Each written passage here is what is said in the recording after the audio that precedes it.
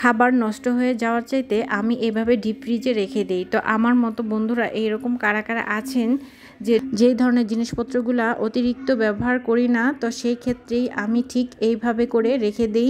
যেমন আমি কালাভুনার মশলাও রেখেছি, সেই সাথে আমি ব্রেড ক্রামটাও কিন্তু ডিপ ফ্রিজে রেখে দিই, আর ক্যাপসিকামটাও রেখে দিই।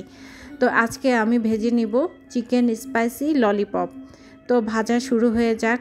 তো এখন আমি চুলার মধ্যে এভাবে তেল গরম বসিয়ে দিয়েছি, আর এটা একটু অপেক্ষা করতে হবে, সাথে সাথে কিন্তু ভাজা যাবে না।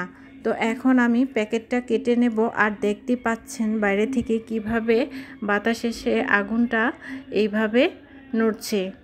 তো এখন আমি প্যাকেটটা কেটে আপনাদের দেখাবো যে প্যাকেটটা খুলে এখন কিছু সময়ের জন্য বাইরে রাখবো, আর আমি যেভাবে ফ্রোজেন করে রাখি তো সেটাও আপনাদের সাথে শেয়ার করব। তো একটুখানি কিন্তু আমি কেটে নিয়েছি, আমি বের করে এখন একটা প্লেটে নিয়ে নিচ্ছি।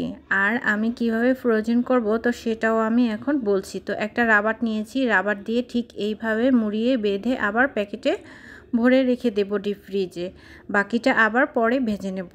তো বন্ধুরা, এইভাবে যদি ফ্রোজেন করা খাবার থাকে মাঝে মাঝে কিন্তু বাচ্চাদের খুবই ঝটপট করে ভেজে দেওয়া যায়। এবং আর এই রকম করে কিন্তু আমরা বাসায়ও অনেক সময় এরকম চিকেন রেডি করে রেখে দিতে পারি। তো ফ্রোজেন করা চিকেন যদি ঘরে আমরা রেডি করে রাখি, যখন ইচ্ছা তখনও কিন্তু ভেজে দেওয়া যায়। তো যখন খুব খারাপ লাগে দেখা যায় এই রকম খাবার যদি ঘরে থাকে তখনও কিন্তু বাচ্চাদের ভেজে দেওয়া যায়। তো এই তো আমি ভাজতে চলে গেলাম এখন।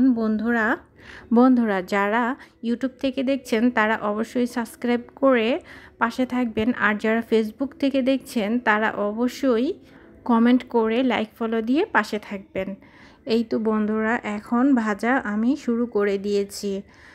তো পরিমাণ মতো যখন তেল দিয়েছিলাম তেলটা ভালো মতো গরম হয়েছে, তা না হলে লেগে যাবে। তো এক এক করে আমি এখন সবগুলি ভেজে নেব। তো ভাজা শুরু করে দিয়েছি। তো একদমই লাল লাল করে আর কম আঁচে ভেজে নিতে হবে। আপনারা হয়তো বা প্রশ্ন করতে পারেন যে আপুর কড়াইটা এমন কেন? আসলে এই কড়াইটা হচ্ছে ননস্টিকের মতো কাজ করে, আর এই কড়াইটা দিয়ে আমার শাশুড়ি মা সবসময় সব কিছুই রান্না করে, তাই আপনারা হয়তো বা এই কড়াইয়ের সাথে খুবই পরিচিত। তো এখন কিন্তু আমি বন্ধুরা ভেজে নিচ্ছি, আর আমি উল্টিয়ে পাল্টিয়ে ব্রাউন কালার করে ভেজে নেব, কারণ ভিতরের মাংসটা কিন্তু একদমই কাঁচা থাকে, তাই খুব সুন্দর করে এভাবে লাল লাল করে ভেজে নেব।